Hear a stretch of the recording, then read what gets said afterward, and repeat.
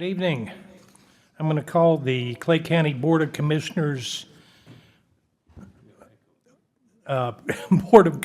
meeting for June 18, 2024 to order.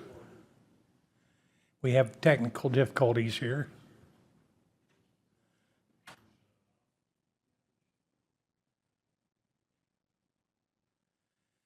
Testing 1, 2, 3. There we go, we're good. Okay, first order on the agenda is approval of the agenda. Move to approve. Second. Have a motion to second, any discussion? All in favor of the motion, say aye. Aye. Opposed, same sign. Next, we have citizens to be heard. Do we have any citizens present who wish to address the commission on a matter that's not on the agenda tonight? Steve, we got anybody online? Okay.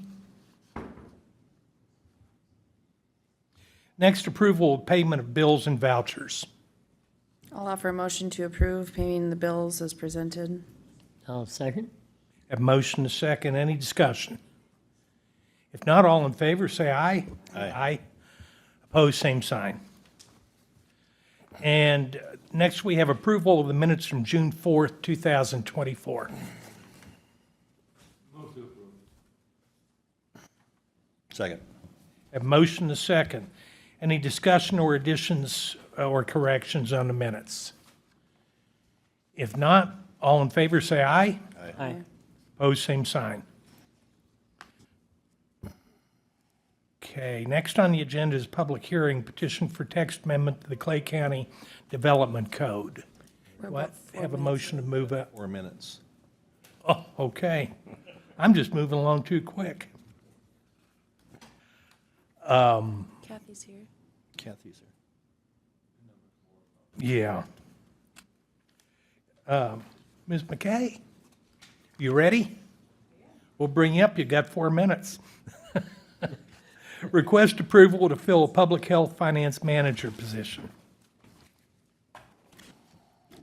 Good evening, Mr. Chair and Commissioners. I'm here to request a position that's going to be vacated. It's our public health finance manager position. She's leaving July 3rd will be her last day, so kind of we need to get the advertising out. That's a full-time position. She manages all the public health financial stuff as well as the community health board. We have a large number of grants that come through the community health board, and she has to manage all those and recommend the 4 counties to manage all the grant functions. So she'll be gone before the position. We'll try to advertise it ASAP. She's got so we've been a week out now since she sent her resignation. So we'll get this ad out as the board approves, or if the board approves. Thank you. Any questions, Commissioner Campbell? Thank you. Kathy, so once she's gone, are we concerned about who could do that on the interim, or what? Do we have a backup plan? We don't have a backup plan. We have 2 assistant financial people. Okay.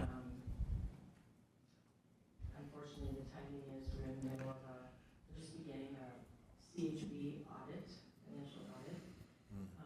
And then, of course, the budget, and then we have some end of June, lots of vouchers to get out. So training is going to be a little bit tight to be able to train someone, and there's only the 2 individuals that we have. So neither one of them know the job fully. So based on with the 2 assistants, do you think that there's one of them that could be qualified that might apply for this position? No, neither one of them are interested. Okay. I guess my question then was for the purpose of if you want to include backfill, but you're suggesting that's probably not the case. Right. I've talked with both of them, and they are not interested in the position full-time. Okay. Any other questions? I'll make a motion to approve the hiring or filling the announcement, whatever. Second. Have motion to second. Any further discussion? If not, all in favor of the motion, say aye. Aye. Opposed, same sign. Motion passes. Thank you very much. Thank you, Kathy. Kathy, how long had that person been in that position? 3, 4 years. 4 years, I believe it is, so, yes. Thank you.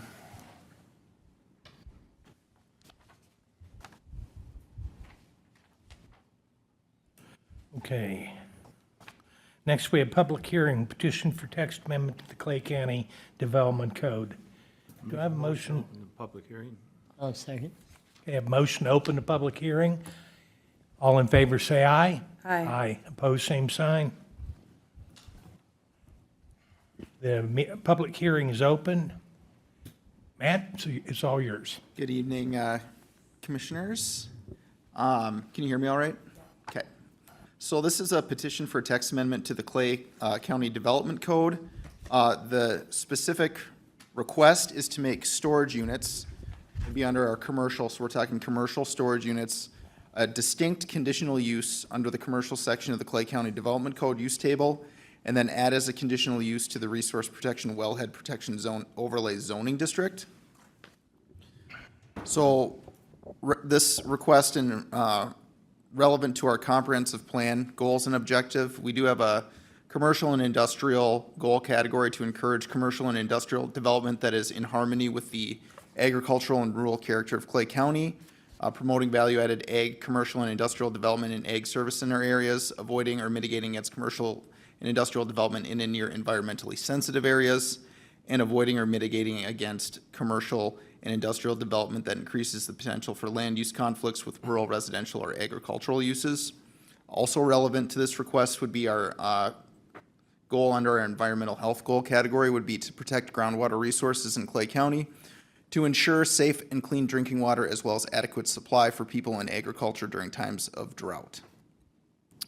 And under that, 2 objectives, continuing to implement land use controls to guide development over or near major aquifers, and recognizing the impact of surface water quality on groundwater resources, particularly in the Buffalo River and Buffalo aquifer systems. So in our current code, storage units are kind of lumped in with wholesale business and warehousing. They're permitted as a conditional use in the ag general, limited highway commercial zoning districts, and the urban expansion tier 2 overlay zoning district. They're just permitted, and then that's as a conditional use. They're permitted essentially by right in agricultural service center and highway commercial zoning districts and not permitted in any other zoning district. So this is kind of roughly, they're basically permitted essentially almost everywhere in the county, with the exception of our resource protection overlay zoning districts and one of our urban expansion districts. Right now in our code, we don't have a definition for storage units. There aren't any use standards to kind of regulate this use. The only standards we do have are for outdoor storage accessory to a commercial use. It's kind of a gap, I think, in our code, especially because commercial storage, self-storage has become really popular in the past 10 years. There's been a lot of development in that space for sure, and that continues to grow. So with that, kind of the thought would be to address kind of that gap in our code right now. First being with a definition, so actually defining what a storage unit would be, and so this is the proposed definition, would be a commercial building or group of buildings that have a single open storage floor, contain varying sizes of individual, compartmentalized, and controlled access stalls or lockers for the storage of customers' goods, personal property, or wares. The Planning Commission did add that personal property into the definition at their meeting. And then having some just common sense standards for storage units, just to help ensure that this use fits with the goals and objectives of the comprehensive plan, and also promote some commercial development that is in harmony with kind of our agricultural character of the unincorporated areas of the county, and then also that kind of works to mitigate any potential land use conflicts with agricultural, residential, other commercial, things like that. So proposed standards would be that storage units must have direct access to a fully maintained road. The applicant must provide a site plan, shall be maintained in a clean, orderly, and safe manner. Hazardous materials must not be stored. Just a clause in there about standard about outdoor storage, meeting the standards that we already have. And then in the Ag General Zoning District, additional performance standard that storage units must be designed and constructed to resemble agricultural or farm buildings similar in the vicinity. And then for the Resource Protection, Wellhead Protection Zoning District, I had met maybe 3 months ago or 2-3 months ago with staff over at Moorhead Public Service, and we were meeting for just to talk about our code development code update overall and the Wellhead Protection Zoning District, and kind of part of that conversation was looking at specific land uses that we currently permit and what we might permit as a result of our update. And so from that, we kind of came up with some potential standards for like a commercial storage use, because that's a use that typically doesn't require a well, and it doesn't require septic. And so really kind of looking at it through this lens of why we have this Wellhead Protection Zoning District, really it's to protect sensitive groundwater resources from contamination specific to Barnesville, Dilworth, Moorhead. And particularly in the Buffalo Aquifer, it's very shallow. You don't have to go down too far before you hit that or puncture that. Sometimes it's as shallow as 10 feet below the surface. And so you can kind of see where that aquifer is here. It's this light pink, kind of goes all the way down here and then up north of town a little bit. And then also just looking at groundwater pollution sensitivity. So this would be a measure of the travel time that it would take for something to leach down to the aquifer. For most of that aquifer, it's pretty high, so that would be kind of measured in the time scale of like hours and days. It would take for a hazardous material or to get into the aquifer. So with that in mind, some additional standards for storage units in Resource Protection, Wellhead Protection Overlay Zoning District would be that outdoor storage would not be permitted. Storage units must have a concrete floor. Sewage treatment system and wells associated with the use are not permitted. The storage units must not be of a size that requires a permanent stormwater retention pond, and not more than 30% of the lot area should be occupied by buildings associated with the use. We did receive some public comment. Moorhead Public Service did attend the Planning Commission meeting. They provided some input on the performance standards. So these standards that we had, that I just went through here. We did have one citizen comment concerned with impacts to the Buffalo Aquifer. That was not at the meeting. That was prior to the Planning Commission meeting. And we kind of talked through kind of the proposed standards, and that citizen seemed good with that. The Planning Commission did make a recommendation to adopt this ordinance as it was kind of presented before you in your packets, and then I did provide one update because in your packets did not include in the definition that personal property. So that's just been added there because that was part of the Planning Commission's recommendation. So that's the only change, and that is in the handout that was provided to you before the meeting. Any questions for me at all? Commissioner Campbell. I have a couple. Thank you, Matt. Do we have definitions of what hazard materials are? Or is that up to somebody's discretion to determine what that is, or is paint a hazard material? I would go by kind of what would be defined by, I would say paint would not be a hazardous material, no. But I guess I raised that question because, can somebody be contesting that what they're putting in there isn't hazard material. Sure, And, sure. you know, so so that's one of my questions, and you can ponder that one a little bit if you want to, but. And then going to the back page here where the additional use standards, and it looks like it's section 2A, and it goes items A through F. And under F, it has additional performance standard for storage units in the resource protection. So F only applies to wellhead protection overlay district? That's so under F, you see there's A, B, C, Yep. D. And the first one is outdoor storage is not permitted. And I guess what I'm looking at is item number C, sewage treatment systems and do these only apply, these 5 criteria only apply to the wellhead protection areas? Correct. Okay, okay. Yep. So if somebody's applying for a storage use building that's not under a wellhead protection area, they could potentially have a sewage system or a well? Yep, correct. Okay. Yep. I just wanted to make sure that I'm clear on the understanding of that, so that's helpful.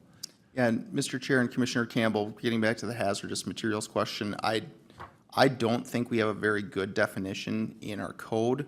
I would have to look at like what the state might have, the MPCA particularly. Well, I think when we tell somebody that they can't have, I think we should be able to explain what that is. Sure.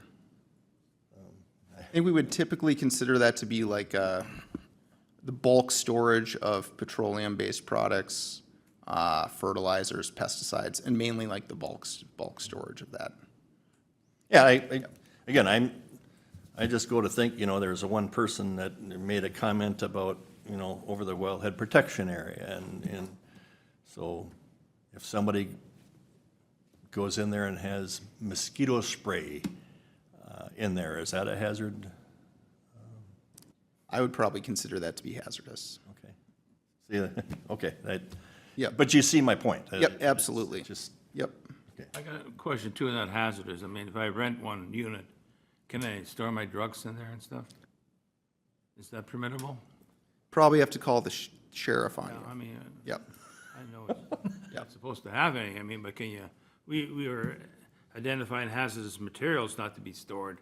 Since it's against the law to have drugs too, should we identify that? I don't, just, well, it depends on what drug. Some drugs aren't. some drugs are okay, but, You just have to put your prescriptions on the front door. Then you're covered. The next thing on EA, storage units must be designed and constructed to resemble agriculture or farm buildings.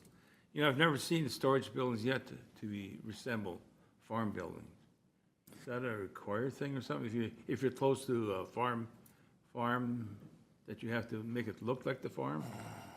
Mr. Chair and Commissioner Gross, it'd be kind of similar to like an example I would give would be like a pole building. I'm not saying that it has to be a pole building, but that's just an example that I would give. There's some storage units, for example, right outside of Hawley, east of Hawley. They would resemble kind of an agricultural building. They have stalls. They're kind of a pole type structure, but yeah. So that type of it would be fine. Okay, very good. Yep. Just the one other thing I had, like that storage area you have by the race park in Linden area, east of Linden. The outlet recreation? Yep. Is that over the aquifer at all? That is not, and that's in the highway, it's in a highway commercial zoning district.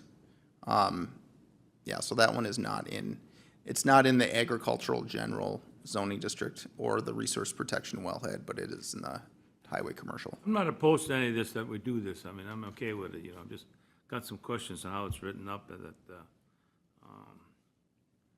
why can they have it, and Sure. someone else can't have it, or something, and.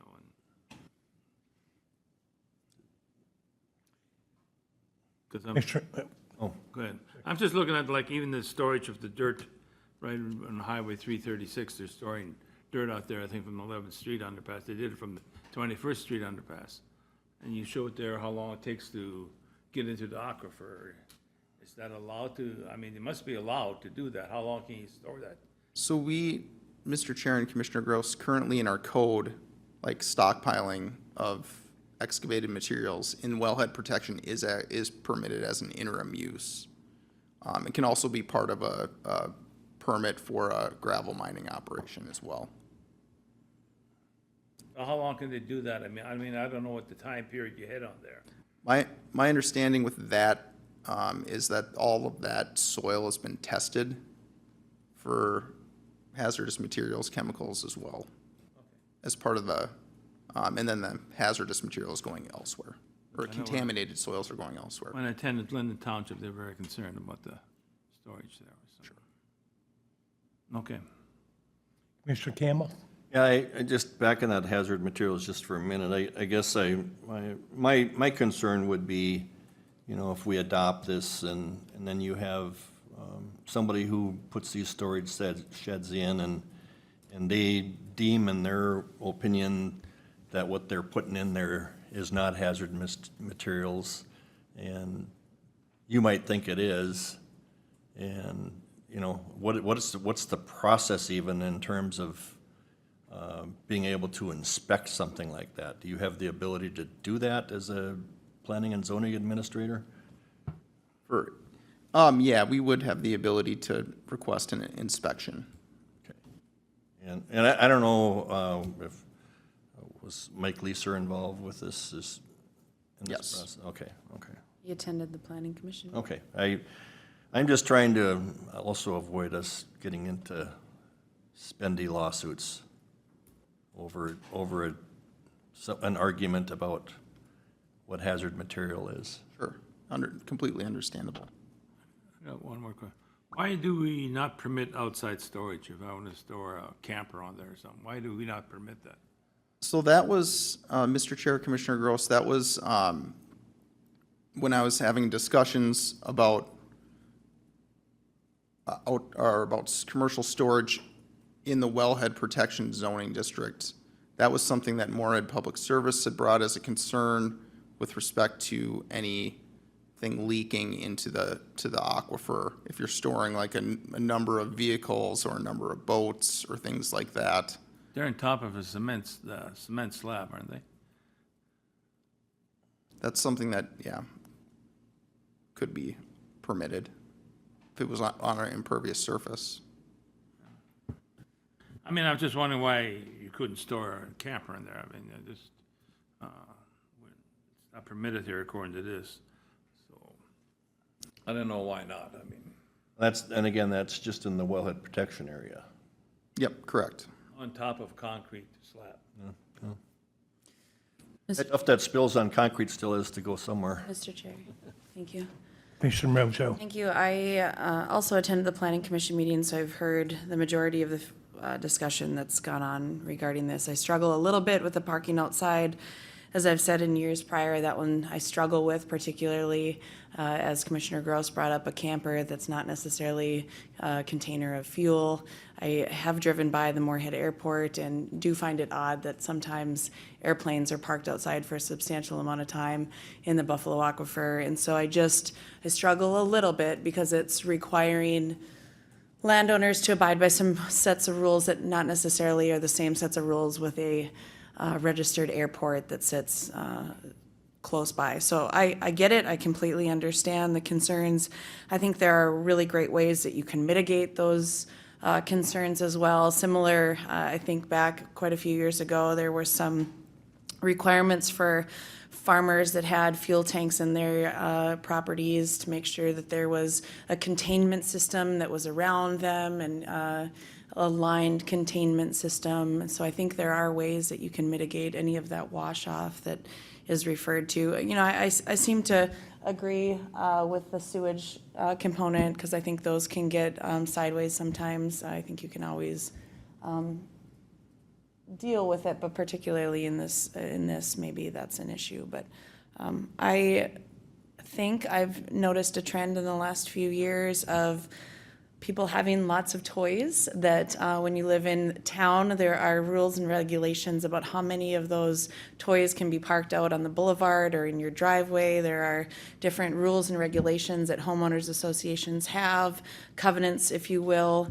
And this seems like a great way for Clay County to be flexible, to allow folks in the urbanized areas as well as farmers to be able to store those in a really organized manner. And I think that you've brought a really great proposal for us. So those are my feedback.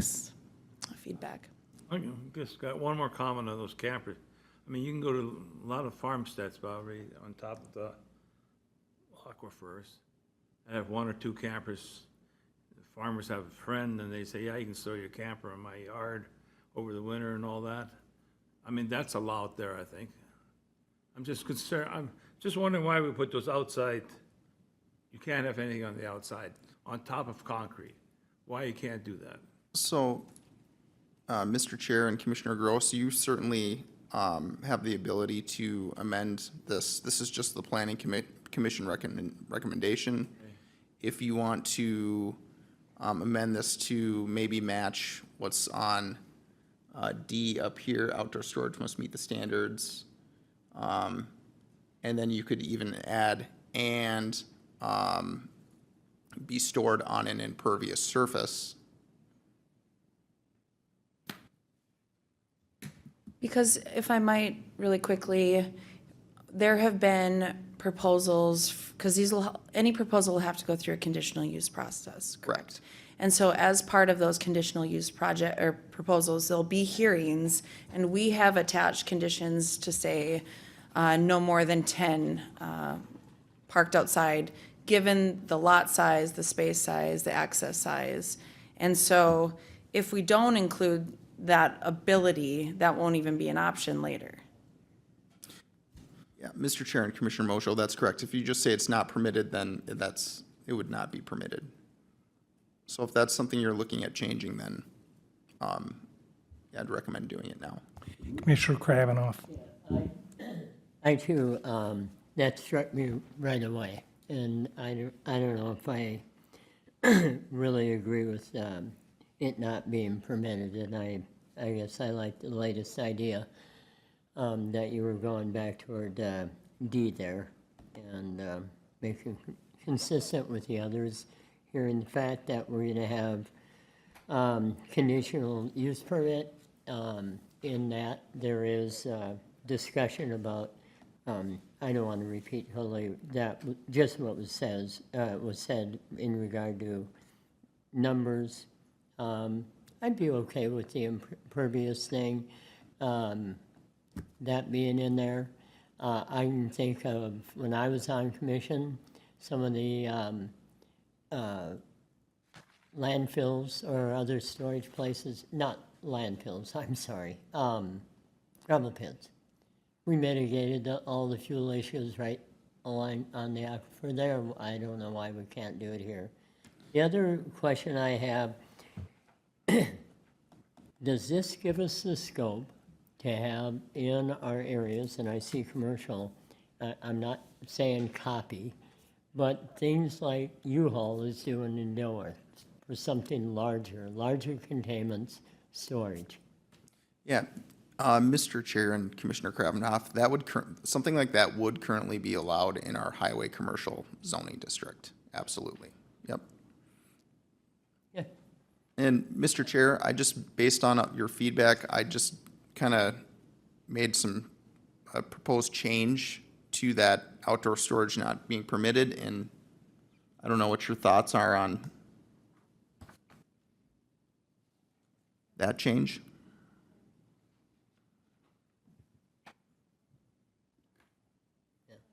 You could also add a clause in there that the planning commission has the ability to limit the number of items stored.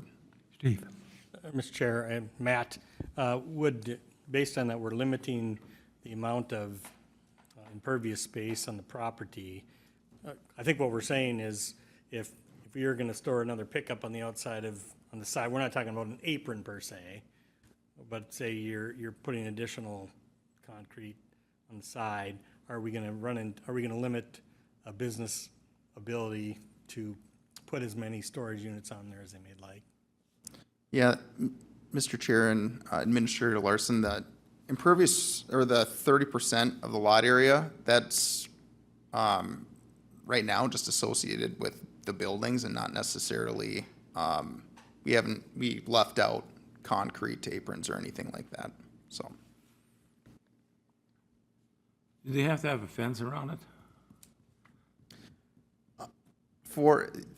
That's typically a condition that's put on by the Planning Commission. Okay. Yep.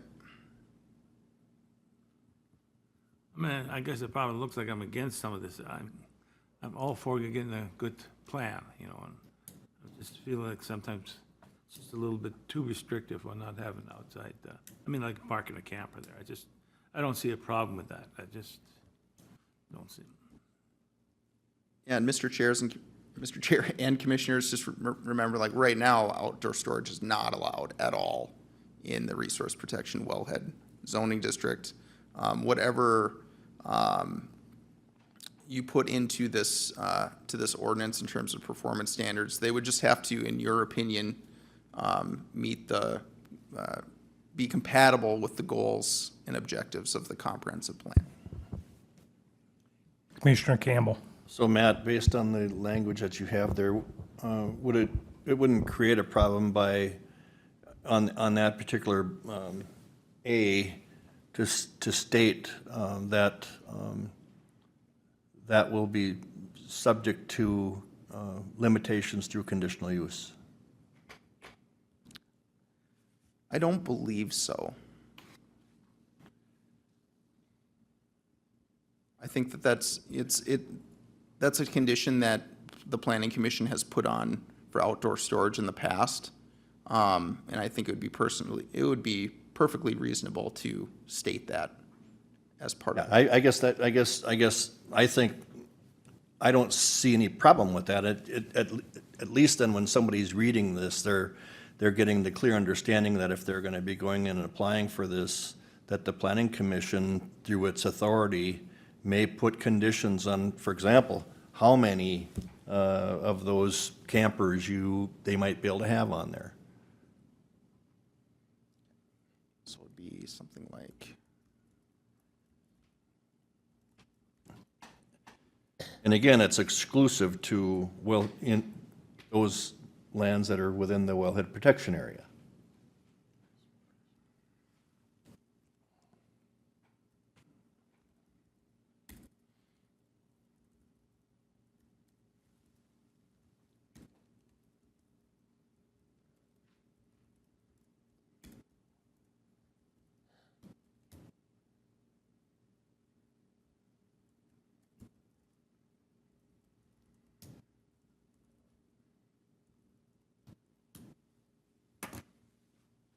I have one more, if I may, if you're done. Commissioner Kravinoff. We have a small discussion about A up there again, about design. I'll be honest, I struggle with that when what is the intent of us controlling the design? so Mr. Chair and Commissioner Krabenhoff, would be limited to the ag general zoning district, would not apply to highway commercial, limited highway commercial, urban expansion district. We do have a goal in our comprehensive plan to maintain the rural character of Clay County. And so that would be addressing that goal in the comprehensive plan. Okay, thank you.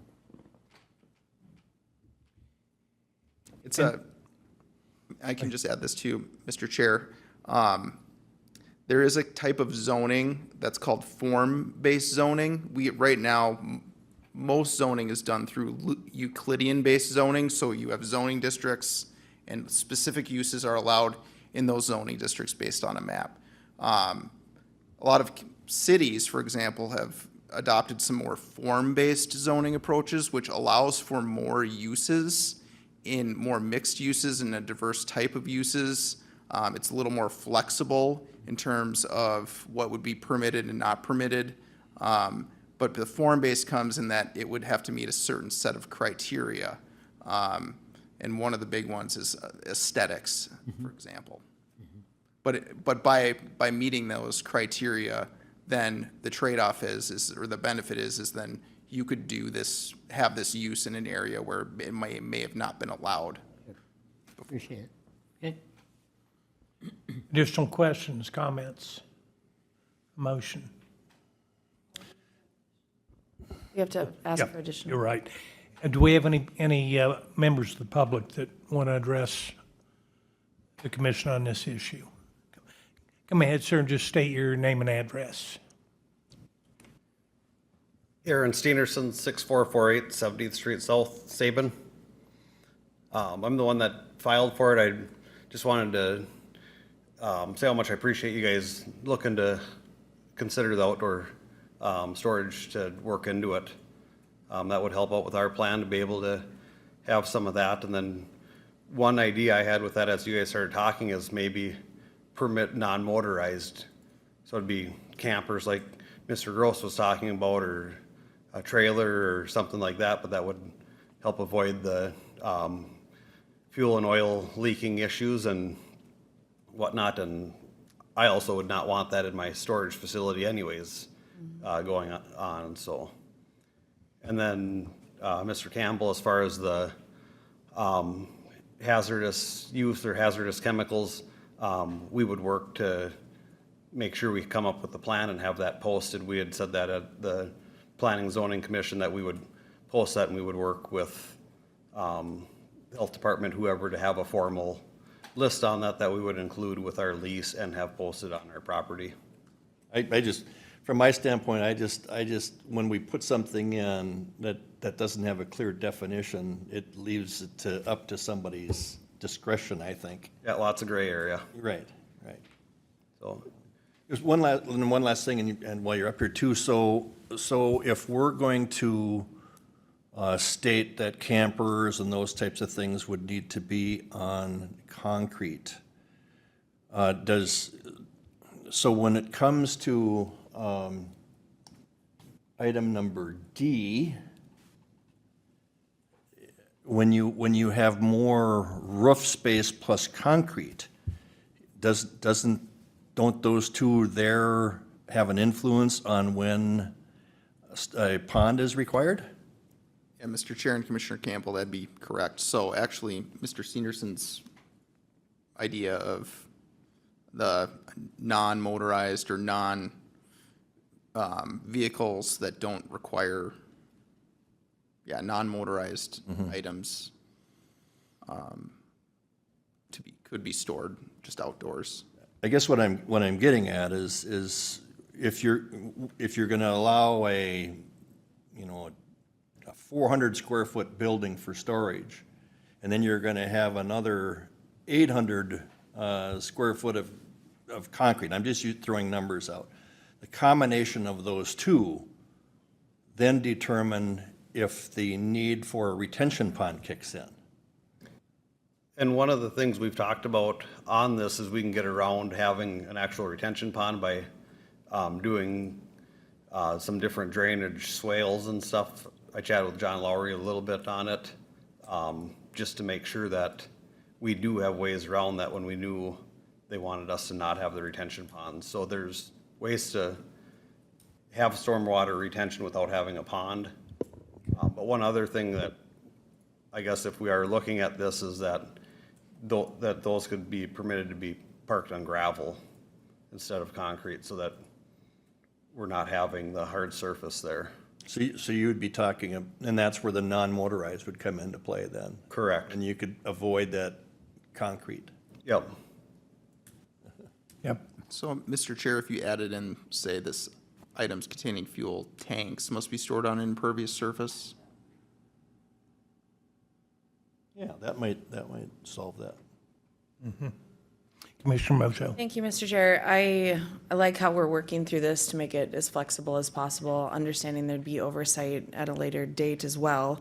When we talk about adding all the impervious surface and if it would be limiting towards the building area, I think that really then comes down to what the applicant has space-wise and what they're willing to do. If they find a way to charge less amount for parking a snowmobile trailer on gravel, then it would mean to maybe have that as a concrete area for a snowmobile trailer with snowmobiles on it. And I think that allows then the applicant the flexibility to determine what makes the most sense on their property. Certainly understanding the oversight that we would like, but I really do appreciate how we've wordsmithed this in terms of FA. I like it. Yeah, I just like that very last sentence you added, because it basically, that goes to your, you know, your intentions of what you want, where it says, if you're gonna have campers, motorhomes, for example, with engines, that has to go on concrete.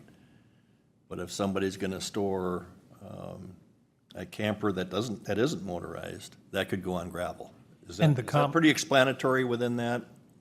Mr. Chair and Commissioner Campbell, I would say so, and it could, just keeping it generic like that could open it up to other things beyond like campers that we're maybe not thinking about right now too, so. And the restriction of ponds is a function, if you cannot have that pond, you're gonna have to limit either the building space or the concrete space.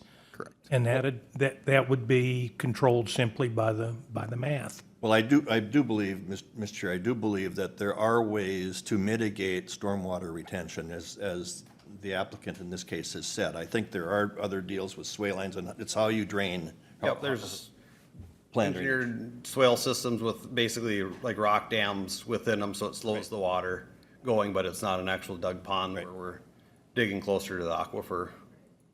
And Mr. Chair and Commissioners, some of these alternative types of stormwater management are more preferred, actually. They would be the preferred alternative by the state for how you would manage stormwater, as opposed to just doing a retention pond.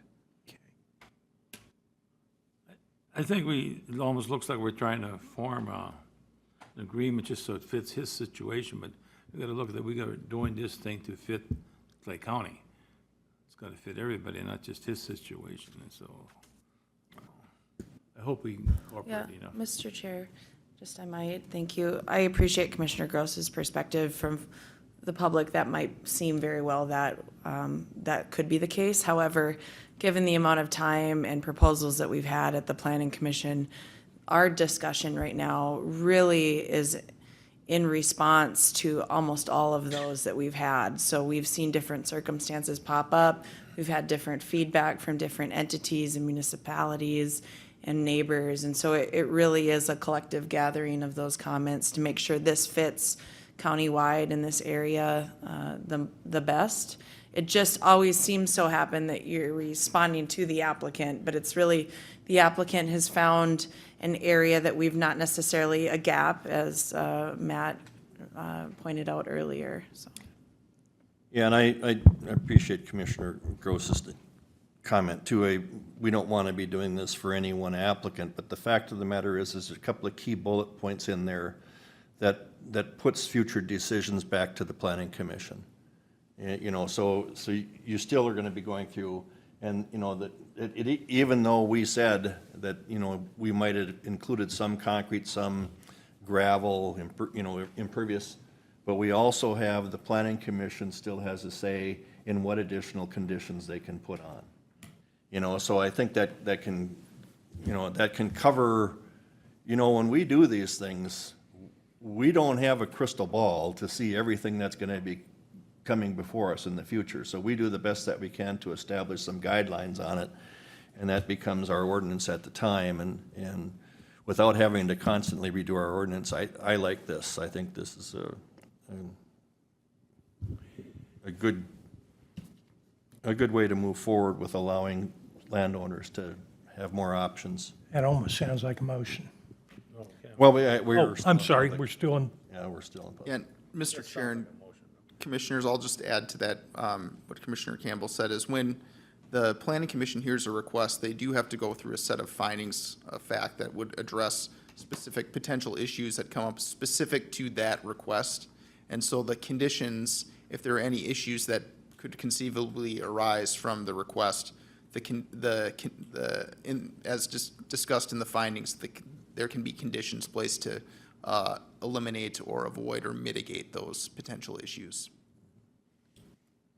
And one last thing, I know we have our planning commission chairs in the audience here, and I don't know if he sees anything based on what we've added to what the planning commission recommendation was that could, I don't want to do anything that might implicate or change other areas of our ordinances. Ezra, I don't know if you have any comments on that. I was not at this meeting. This is one of the very few meetings I missed for planning and zoning. So sitting here, I believe you guys have covered all the bases, and I think it looks very great the way it sits right now. Okay. So, yeah, I have no other comment than that. Thank you, that's good, thanks. Anything else? No, thank you. Thanks. Mr. Chair, I move we close the hearing. Second. Have a motion to close the hearing. All in favor, say aye. Aye. Aye. Opposed, same sign. Mr. Chair, I'd move ordinance 2024-3 with the additional language as presented and agreed, or talked about at tonight's meeting. I'll second the motion. Have a motion to second. Any further discussion? All in favor of the motion, say aye. Aye. Opposed, same sign. Motion passes. Thank you. Thanks, Matt. Thank you, Matt.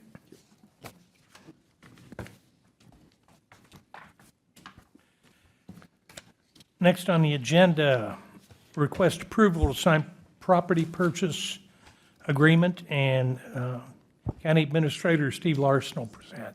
Thank you, Mr. Chair. We've been having some conversations over the last few board meetings about the possibility of reaching out to some of our neighbors. As you recall, when we built the law enforcement center and correctional facility, there were two properties in the northwest corner that were not sold. As a part of that, the owners chose to stay in there. On May 7th, this board, after talking with one of the property owners, asked if we would reach out to both of those owners to consider their willingness to sell their properties.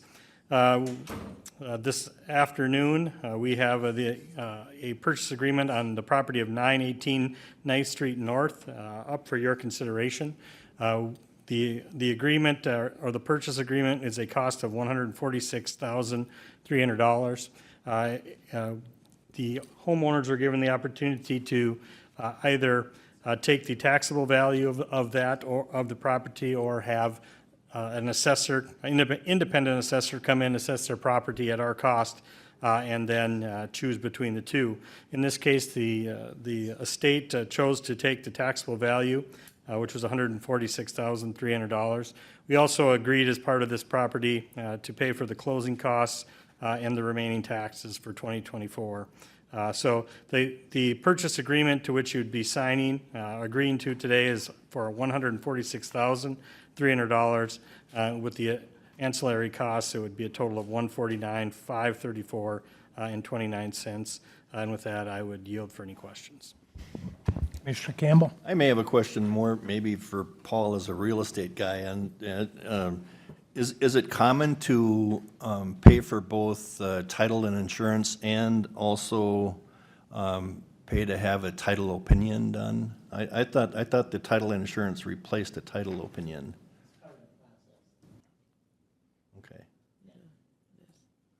They're Okay. gonna do opinion, so they're gonna do a search and abstract, they're gonna do opinion. Is your mic on? They're gonna do a update of the abstract as far as going back, and then they'll do an opinion on that, and that's part of the procedure in the search toward having a title insurance policy. Okay. Yeah, I went And what's through the all purpose of title insurance then? That's insurance, so what isn't shown in the abstract, potential fraud or other encumbrances against it that weren't recorded, it creates coverage for those unknowns. Mr. Chair, Commissioner Campbell, one of the other things that we did is work with our recorder, Kimberly, and tried to make sure we followed the process that she felt most comfortable with. Okay, Yeah. Right. And all the costs here look ordinary to me. So all the costs on the closing sheet They look ordinary to me. Helps to have a real estate guy. Any further questions or comments? Do we have a motion? Mr. Chair, I'll make a motion to approve a purchase agreement in the total amount of $149,534.29 as highlighted in the memo. Oh, excuse me, go ahead. Okay, a motion, a second. Any further discussion?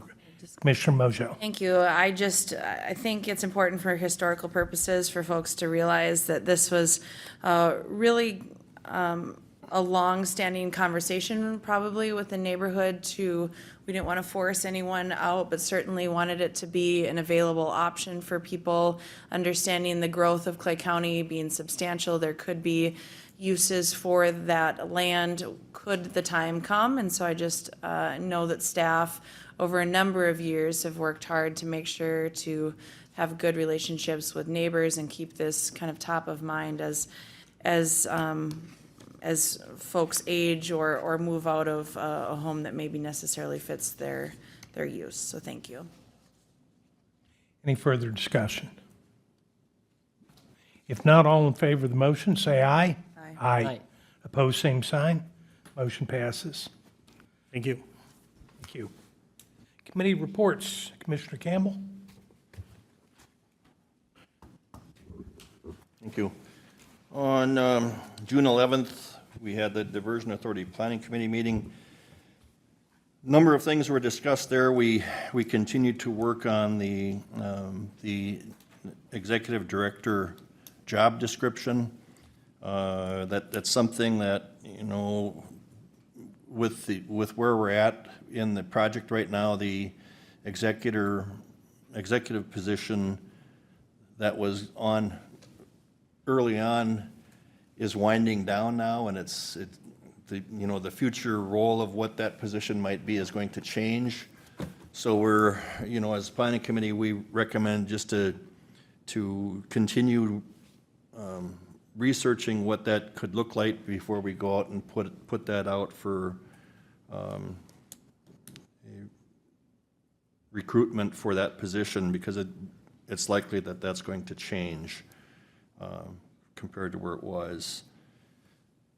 And then we obviously have HR. There's some things going on there that are going to need our attention. There were some prior HR decisions that were made that weren't actually authorized by the board. And so now we're in a situation where we have to try to meld what some of those hirings that were done, how we can fit them in,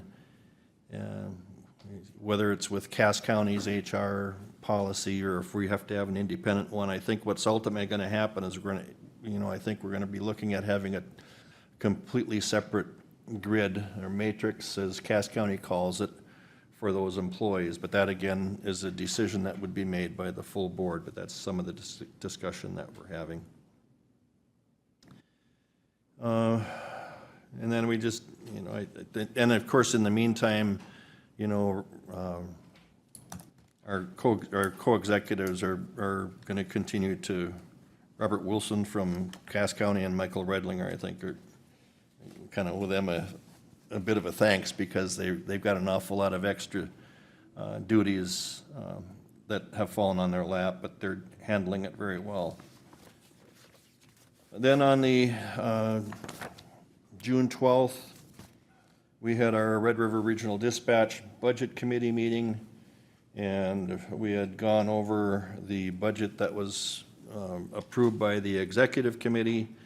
That same budget was brought forward to our committee, and we had a lot of dialogue, and we also then had a discussion. Prior to that, we had a discussion about fund balance policy. And through all of our different finance officers of the Cass County, Fargo, Clay County, they determined that we should have we should have a fund balance, in a reserve fund balance in the area of 18 to 25% of our annual operating levy budget. So with that said, we had approved the budget that was brought to before us, and because of that 25%, our fund balance had exceeded that by close to $500,000. So we proposed then using that to help buy down the 2025 assessment to each entity. So that was approved and recommended to go before the full board. The next day, we had the, June 13th, we had the full board meeting. And it was learned that the information that we had through our budget committee had some errors in their calculations. And so what we thought was going to be a really improvement, there's still going to be an increase in what the amount that each entity was going to be paid based on the executive committee's. So originally it was, I think Clay County's was supposed to be about 56,000. Using that 500,000, it was dropped down to 8,000. And then the next day after these calculations in the spreadsheet were corrected, that number for Clay County went back up, even with the 500,000, went back up to about $60,000. So disappointing from my standpoint that we were looking at numbers that were wrong to begin with, but at least it got corrected before the full board made its decision. I also attended on the 13th, I also attended Lakes Country Service Cooperative meeting.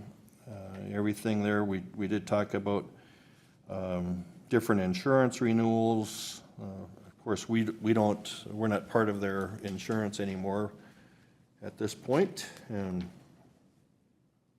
I don't really have a lot more to offer there. We did approve the 2024-2025 budget, and not much change there.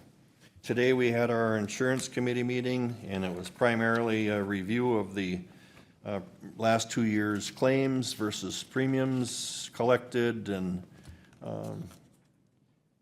I think what it boils down to is for 2025, had we not been in that 3-year agreement, which we have a maximum increase of 9%, we would have been looking at a need to have a 21% increase. So in that final year, we're better off with that 9%, but it still leaves us with a lot of decisions and planning to do beyond 2025. And we had a lot of discussion about pharmaceuticals and the increased cost of pharmaceuticals and how that's really driving up some of our claims costs. And there's a variety of reasons behind that, but it was a meeting more of updates on where we're at. We weren't asked that group wasn't asked to make any decisions or recommendations at this time, but it was basically to just keep us all informed on where we're at in that process. And that concludes my report. Thank you. Commissioner Gross? Last Thursday, I had a meeting I attended a township meeting at Highland Grove. They just had some discussion on road conditions that I already discussed with Justin Sorm. From there, I also went to the Georgetown Township meeting, and the main concern there we discussed was a lot on the diversion, and they requested that they requested Mr. Campbell or someone from the diversion committee go up there and talk to them about water situations. So I'll find out when their next plant meeting is and see if I can set up somebody to go up there and talk to them.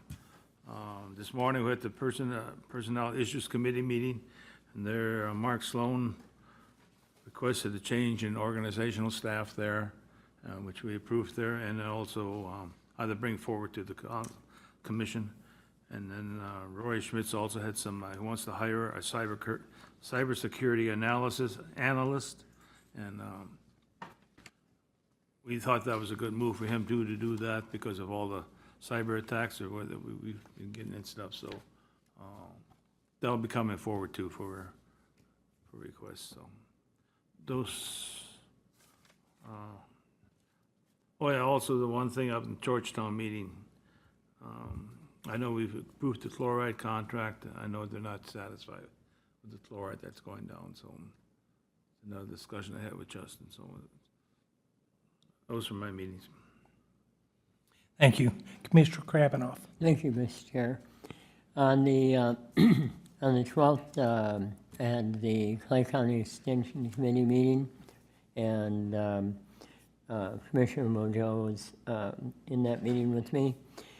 Overall, we had program updates, really in-depth presentation, good discussion with our 4-H youth development people, educators, talking mainly about how we can be specific in setting these clubs up as charter clubs for certain types of interests, whether it fits in the rural area, metro area. Learned a lot on that. There was a good presentation by our new agriculture and natural resources person, Jill, and she started in June. That's so that was Randy's position prior. And anyway, staying very, very busy as a .8. She's got a full plate, and it's nice to see her up and going. She mainly gets her connections are mainly through citizen calls, and then also she does writing in the Extra magazine, or in the Extra newspaper to give greater awareness to people in Clay County. We also approved the 2025-27 MOA and budget. I think maybe I'll hand that one over to you, Jenny. You can give a little more detail. You have greater background than I do. And then we had our officer elections and for the next year. So Heather Niesmeyer, City Council of Moorhead, will be our chair, and vice chair will be Commissioner Mojo.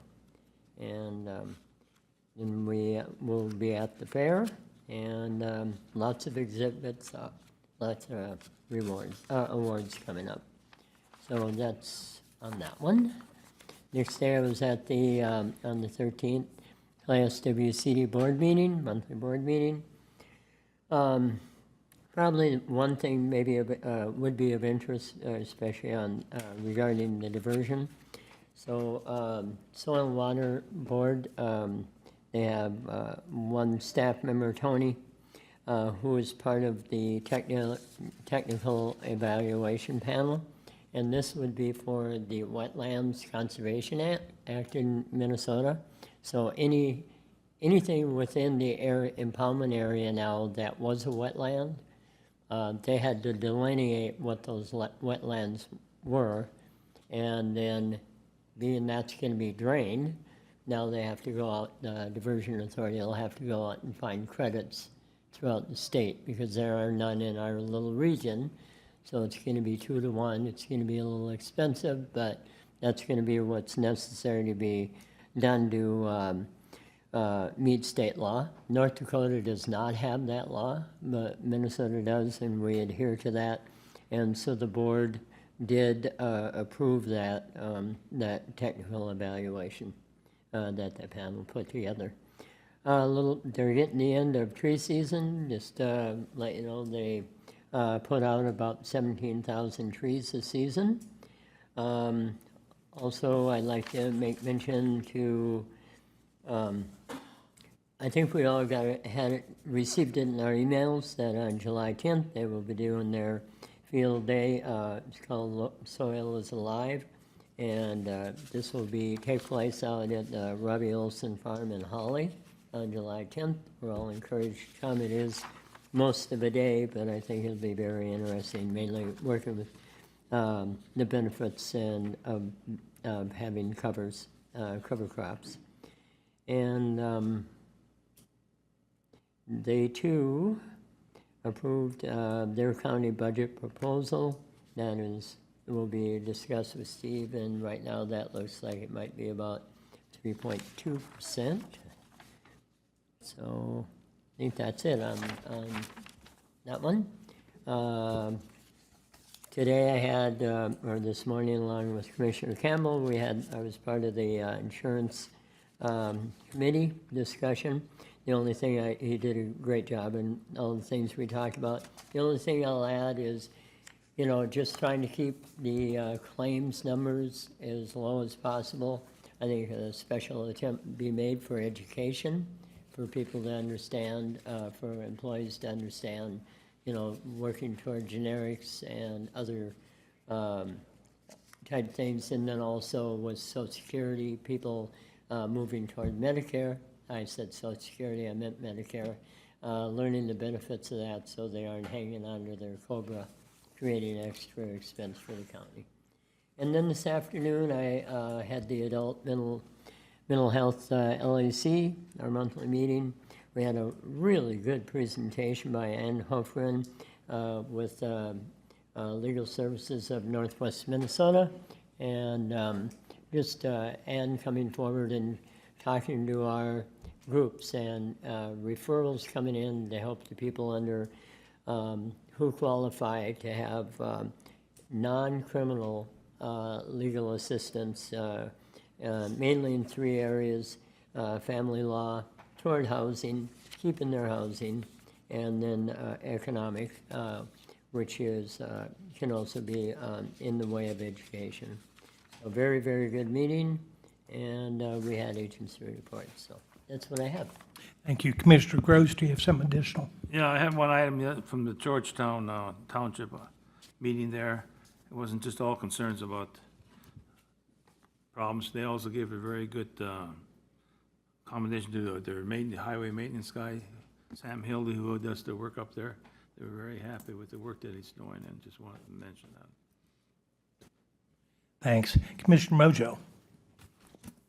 Thank you, Mr. Chair. Last week, I attended the Clay County Extension Committee meeting as reported on by Commissioner Kravinoff. We do have an opening on that board in terms of committee makeup. We really are looking for someone from the rural areas. If any of you have information on someone that would be a good fit for that group, make sure and forward that opening to them. And also just to highlight, the Extension Committee is excited to be visible and present at the Clay County Fair in a variety of ways, so look for them there. And also the MOU I've really reported on in a couple different committee reports. Steve will be bringing that presentation forward. I did encourage Cecilia, as part of her budget discussion, to bring some of the success stories from the Extension Committee forward so that you all could see where the money that's allocated to them really goes. So it's great work in the county. Met with a local interest group this afternoon about Clay County-owned property land use, and then MetroCog Executive Committee. We're working on filling a position as the office staff. And I don't typically do this, but I think it's really important as this board has been supportive of this area of interest for a variety of years. We all received an email from Scott Steer from Holly, and I think it's really important. If you don't mind, I read it. There's only about 4 paragraphs, so please stick with me. Dear Clay County Commissioners, I write this letter to you to express my strong and sincere support of the Clay County Attorney's Office Restorative Practices Coordinator position. As a police officer with the City of Holly and being very fortunate to be assigned to the position of School Resource Officer at the Holly Public Schools, I've worked closely with Mr. Lucas Brandon on a few issues. I've seen firsthand the tremendous impact this program has on the majority of the youth that we have the misfortune of dealing with on petty or minor criminal offenses. I've witnessed how one meeting with Mr. Brandon completely turned around one of the youth that was on beginning a journey down the wrong path. Every youth from our district has benefited greatly of the opportunity to be held accountable for their actions without having to see the inside of a courtroom. Mr. Brandon has a way of interacting with our youth that just works great. The kids I have referred to the program and the kids I have sat in with Mr. Brandon on seem to walk out of the meeting with so much respect for Mr. Brandon. I truly, up close and personally, have seen how beneficial this program and Mr. Brandon are to our communities. Respectfully, Officer Scott Steer. And I just really appreciate hearing this from somebody that's really respected as well in his community. Part of the restorative practices position kickoff 2 years ago, has it been 3 almost, was to bring all of us and all of the folks from different communities and school districts and entities around the table to really talk about some troubling issues that we were seeing and to see how we could help mitigate it as painfully obvious as it is, but making sure we're all working together to do, as Mr. Steer said, to avoid having those kiddos see the inside of a courtroom. And so I just wanted the public to hear that. And also, Brian, thank you. I know that you've worked hard on that, so thank you. And that concludes my reports. Thank you. Last Tuesday, the 11th, met with the public health folks, Kathy McKay, Annabelle Default, and Rory Beal. Myself and Commissioner Krabanoff and Steve Larson had a meeting with them discussing the naloxone issues, some of the things I think we're going to see brought before us as far as some of the decisions make on that. On Thursday, the 13th, I attended the Red River Regional Dispatch Center Board of Authority meeting, which Commissioner Campbell discussed. We did vote on the budget, and there was a little bit of a surprise that occurred between the Finance Committee meeting, which was preceded by the Executive Committee meeting. There had been a $464,000 error in the spreadsheet, and that was discovered before it was brought before the Board of Authority for a vote. I met later with the executive director of the dispatch center and Brandy, I'm trying to remember her last name, the finance director for Cass County, Madriga. And we discussed sort of what did we learn from this and what measures can be taken in the future, and there's going to be some protocols put in there to kind of give us some checks and balances. This was not a disaster, as indicated by Commissioner Campbell. This is something we're lucky we got before the final vote, and we got it straightened out. But it was a concern, and it was addressed at that point. We also talked about the reserve. The Fund for Reserve Policies, and it's really a good idea to get some control on this. Back when I was on the old Board of Governance, back when I was a police chief, we would get to the end of the year and there would be money there, and it just was kept as a slush fund. Mm-hmm. It was never misappropriated, and it was used to address needs within the capital budget. But the way it is structured now, I think, is what we do in the West Central Juvenile. Some of the money is going to go back in reducing the operational costs for the membership there. Yes. Can I chime in on your, back to that, the budget issue with dispatch, it was certainly disheartening to learn that we were making recommendations on a faulty report. But having said that, I think there was Sheriff Empting gave a report from the executive committee about what they had, their review of the budget process, and certainly from Sheriff Empting's point of view, there was maybe what was included in that budget were these some additional positions that they probably didn't feel would be fully implemented in 2025 because of that facility not probably being ready to even be moved into till October of 2025. Having said that, you know, going back to that policy on the fund balance, I think hopefully that'll smooth things out, maybe not for 2025, but for 2026. I have a strong hunch that what has been included in that 2025 budget, I agree with Sheriff Empting that maybe we've got a little bit more budgeted there that they will actually use from the time that they hire everybody, bringing that up to, I think it's 52 people. You know, so the 25% issue might come back into play, and we might be able to see some credits in 2026. And I just wanted to point that out. But yes, thank you. Another change we did make is we're going to move the committee reports up to the top of the agenda so that some of the input that we need to get in decisions like the budget will come in a timely manner. On Monday, the 17th, I attended, well, actually, we hosted the Dancing Sky Area Agency on Aging meeting, looked at some of the cuts to grants and state funding that is going to impact on our programs for senior citizens, and some of them are going to be reduced as much as 33%. That's because we're moving backwards off of the COVID era ARPA funding opportunities we've had, but it's still going to be an impact.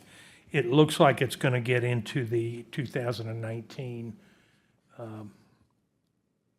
budget levels. And so there was a lot of discussion about how to brace ourselves for anticipated cutbacks on some of the funding. And then today attended the PIC meeting, which Commissioner Gross has covered well, and that completes my report. Steve? Well, thank you, Mr. Chair. I think, first of all, I'd just like to take a quick second to commend the board on the text amendment agenda item. That was an excellent example of working through to put the best thing forward. As Commissioner Campbell mentioned, we don't know what the future is going to bring. We just want to put something that's the best at this time, and you guys did a great job with civility and recognizing each other's different ideas, so great work. Just wanted to touch base. We had a couple different meetings last week on the fleet discussion with Joe and different representatives from different departments. Again, we continue to try to work to make sure that we're maximizing our fleet to be the most efficient for our members, our different departments. And so access versus usage and different things like that. And so we're continuing to work there.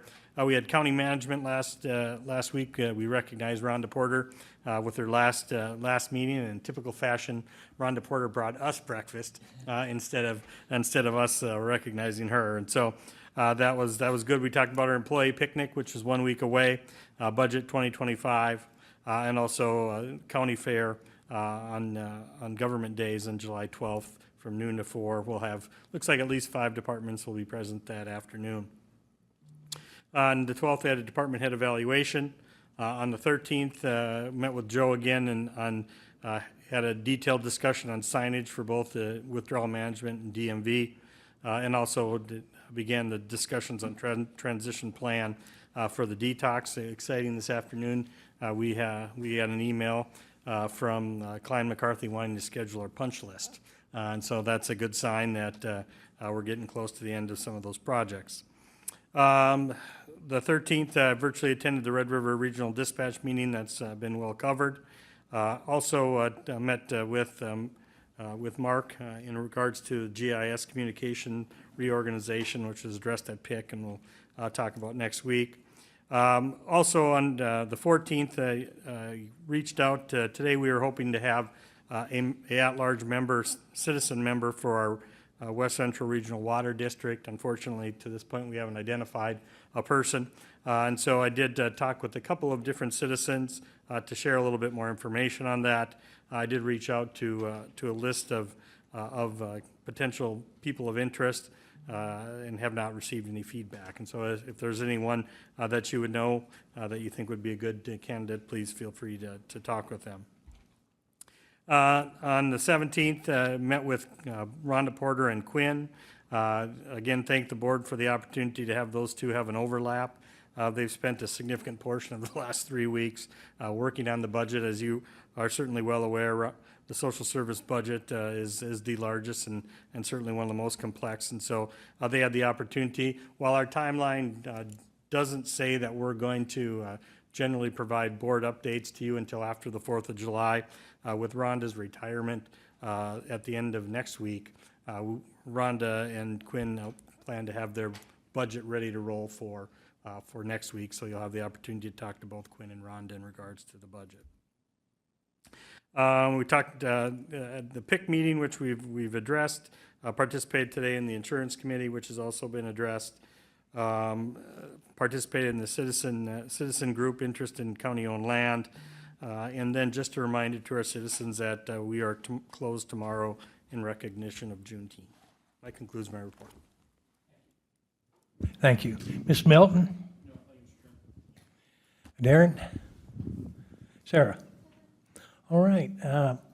We'll adjourn and we'll reconvene at 7 o'clock, or 6:30, excuse me, for the Board of Appeal and Equalization.